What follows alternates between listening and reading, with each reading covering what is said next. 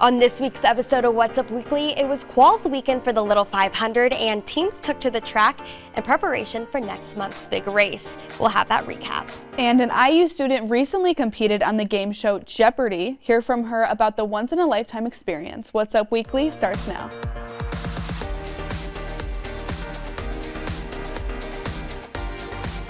Hello and welcome to What's Up Weekly. I'm Anna Black. And I'm Carly Rasmussen. As we approach the end of the semester, we get closer to that very special time of year in Bloomington, Little 500. The qualification races took place over the weekend for Little 5, and WU reporter Brooklyn Lambright went to check it out. Indiana is known for its legendary Indy 500, and IU has its own version of the iconic race, except without the cars. The Little 500 is the nation's largest collegiate bike race. It is a fantastic tradition here at Indiana University, and it is modeled after the Indianapolis 500. Qualification races happen before the Little 500 and determine the seed of the teams based on the time it takes them to race 3 laps around the track. Teams must also show they can complete a safe exchange of riders. Similar to a relay race, riders take turns cycling around the track. We have qualifications. That's where they qualify their team. They need to make sure all the exchanges are safe, but if they cannot safely do the qualifications and hit all the requirements, then they will not be able to race. Here at the Bill Armstrong Stadium, teams of cyclists are racing to make the top qualifying time. Only the top 33 men's and 33 women's teams move on to compete in the Little 500 in April. With a limited number of spots, stakes are high, especially for the men's team this year. 40 men's teams are competing for only 33 spots. Beyond making it to the Little 500, qualification races are a tradition of honor for the teams who earn the top time. The best things that could happen to you in qualifications is you have the fastest time and you have the coveted pole position. So that means that you get to wear the green jersey on race day, which is super, super special. And that also means that you are a starting person leading the race. Earning the top times this year include cutters for the men's race and Alpha Chi Omega for the women's race. Qualification races are only the beginning of the road towards the Little 500. Riders will also compete in individual time trials, Missin' Out, and Team Pursuit. For What's Up Weekly, I'm Brooklyn Lambright. This year, the women's Little 500 race takes place on April 21st at 4 p.m. and the men's Little 500 race is April 22nd at 2 p.m. Anna, this is your first Little 5 despite being a senior. I know. How do you feel? I am so excited. It's very bittersweet because I'm like a senior, it's my first and last, and that's like what everyone says when you come here is like, oh my gosh, like Little 5, that's the big thing. I'm like, yeah, I wouldn't know, but you will soon. Yep, that's all that matters, right? Exactly. Eigenman Hall, a student dorm, recently turned into much more than just a residential area. IU Outdoor Adventures reopened their bouldering wall at the dorm last week after nearly 3 years of being closed. In the midst of COVID-19, the original bouldering wall was shut down due to expired mats. Now the space is back, featuring 3 walls up to 11 feet high. The space is free of charge from now until the end of the school year in hopes to welcome every student to the wall, no matter their experience. You know, you don't have to be a really serious climber. I always joke that in any given time, half of the people in that gym are just there to hang out and be around people, and maybe the other half is climbing, right? Unlike other forms of rock climbing, the bouldering wall does not require a harness, ropes, or any other equipment. The indoor wall is welcoming to any student looking to gain experience or even just try a new hobby. It's now officially springtime and the community of Bloomington is starting to prepare.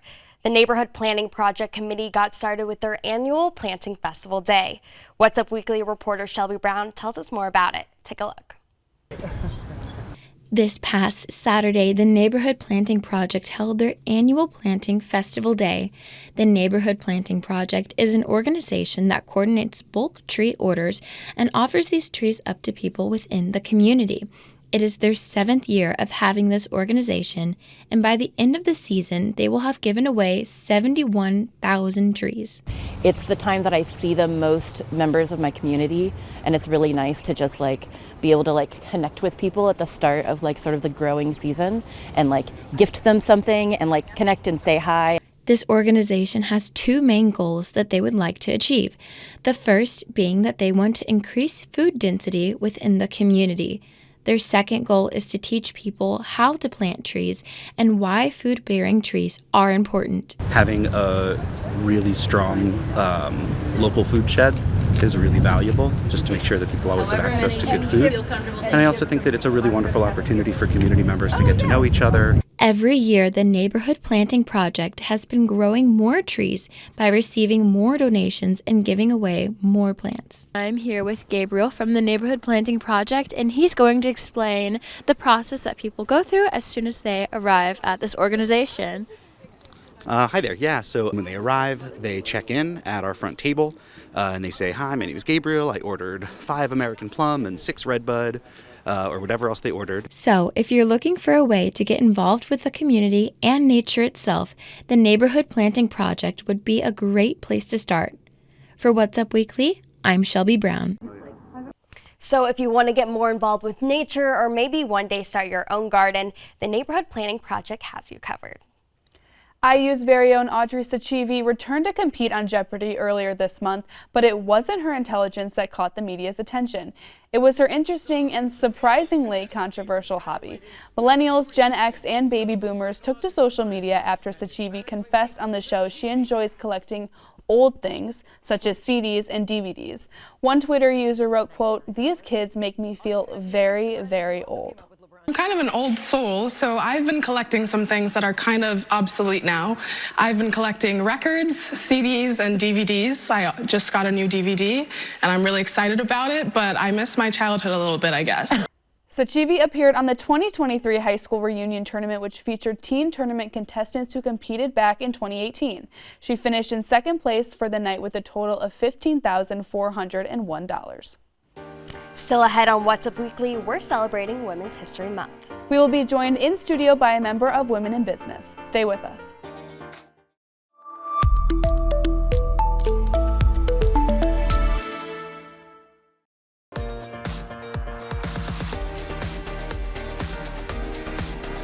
Welcome back. Women's History Month is celebrated all March, and as we near the end of the month, we wanted to highlight one all-female student organization.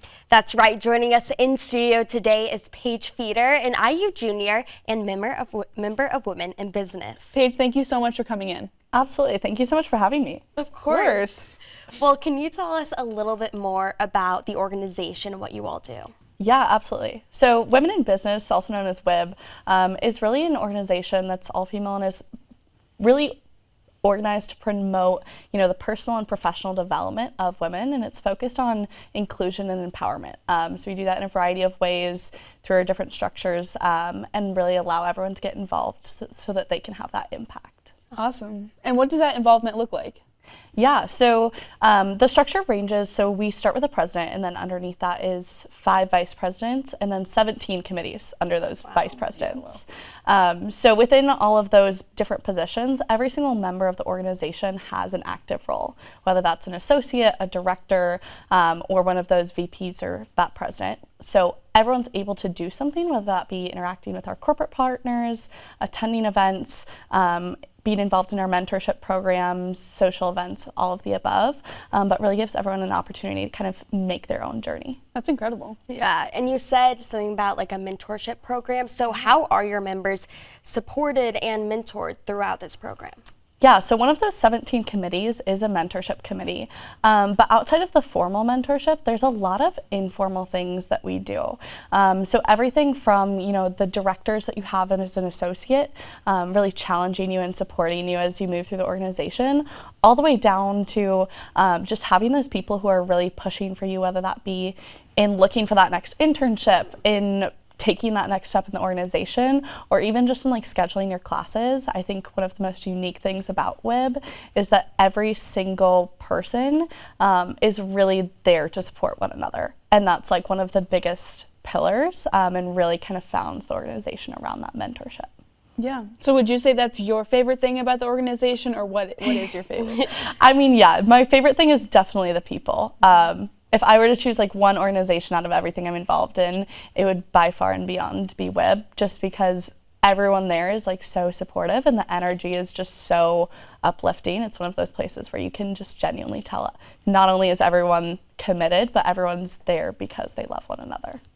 And that sounds so nice too. Like you always have someone in your corner and just like scheduling classes. Like I wish I had that as like a freshman or sophomore. Can I be a part of it? Yeah, right. Well, speaking of, how can you be a part of it? Like what are the requirements? Yeah, so that's a great question. Unfortunately, you guys can't be a part of it because we only recruit freshmen and sophomore. But freshmen and sophomores are welcome to apply either only in that fall semester though. And the nice thing about it though is that you don't necessarily have to be in Kelly. In fact, we really prioritize like a diversity of not only backgrounds and experiences, but also of thoughts. So all you have to do is have some sort of interest in business and be willing to, you know, commit to the community and give back to the community. So whether that be a minor, whether that be, you know, in the media school wanting to pursue something in business afterwards or just wanting to learn more about it, we just ask that you have a passion for it.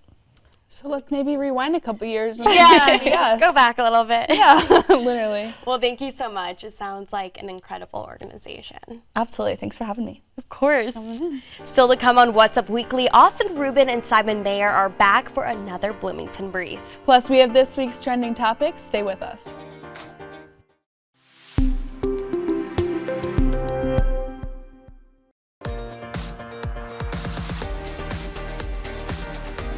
Welcome back to What's Up Weekly. It's been a brief break since we last heard from Austin Rubin and Simon Mayer, but the boys are back in studio to try and snag a few laughs. The gears may be a little dusty being off for so long, so let's see if they still got it. Thanks, Anna and Carly. It's great to be back. Welcome to the Bloomington Brief. I'm Austin Rubin. And I'm Simon Mayer. The poets at the Writers Guild at Bloomington will run a poetry marathon at the Morgan Stearns Bookstore and Cafe. It will be the first time a poet completes a marathon. Parents of a missing 14-year-old boy in Indiana forced him to wear a disturbing t-shirt with demeaning words as a punishment. And let me just say that nothing a child could possibly do warrants putting them in a shirt that says Kelly directed men. A controlled burn was planned for Griffey Lake to promote plant diversity, while an out-of-control burn will be planned for the Met's Carillon Bell Tower because it looks like an electric heater from outer space. I don't know what that is.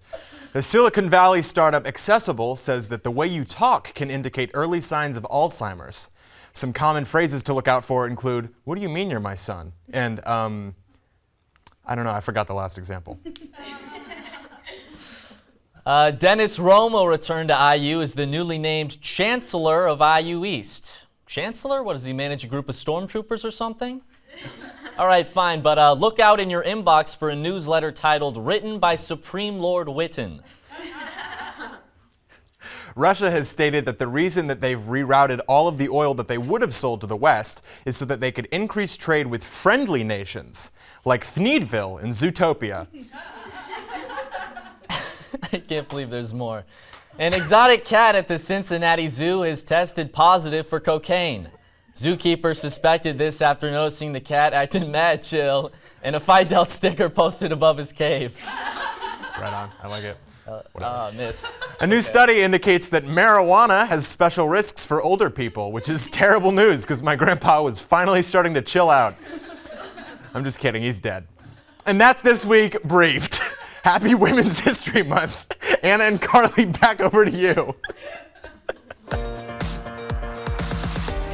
Thanks, guys. I mean, I thought I was cracking up. I feel like if I tried to write jokes, it would be crickets in here. Oh, mine would too. They would have to put like the fake laughs around like in the old Disney shows because no one would be laughing. No, dead silence, exactly. An actress is finding herself in legal waters following a ski accident back in 2016. Gwyneth Paltrow is on trial after a man named Terry Sanderson accused her of injuring him while skiing in Utah. Sanderson says she ran into him, causing him severe injuries and brain damage. He also claims the actress and her ski instructor fled the scene and failed to call for any help. Over the weekend, the actress testified against these claims. Before trial, Paltrow filed a countersuit claiming Sanderson actually ran into her. He was originally suing her for over $3 million, but has since lowered it to around $300,000. Music icon Madonna has added multiple dates to her celebration tour schedule in honor of the queer community. As more anti-LGBTQ+ bills pop up across the country, the activist is taking a stand through her performances. In a statement, she said, quote, "The oppression of the LGBTQ+ is not only unacceptable and inhumane," end quote. Earlier this month, Republican Governor Bill Lee of Tennessee signed a bill that would restrict public drag show performances. Now, Madonna has added a stop in Nashville along with 7 other U.S. cities where she, quote, will see you from the stage in Nashville where she will celebrate the beauty that is the queer community, end quote. And Taylor Swift fans, or Swifties, like myself, have a blank space to write, and they're ready to write Ticketmaster's name. Around 300 fans have filed a lawsuit against the ticket company. The suit claims Ticketmaster violated antitrust laws and fixed costs after Swifties struggled to grab Taylor Swift tour tickets. Fans say they weren't able to buy seats and Swift's Eras tour and had to go through scalpers who jacked up prices. Earlier this week, Ticketmaster appeared in court to battle those claims, while Swifties rallied outside the hearing in Los Angeles. Ticketmaster did apologize and vowed to handle sales better. Swift also responded, saying it's, quote, excruciating to see her fans fighting so hard for a seat. And that's what's up this week. Tune in next week for more local and entertainment news. Be sure to follow us on social media. You can follow us on Instagram and Twitter at iOS TV News. For What's Up Weekly, I'm Anna Black. And I'm Carly Rasmussen. Thanks for watching, and we'll see you next week.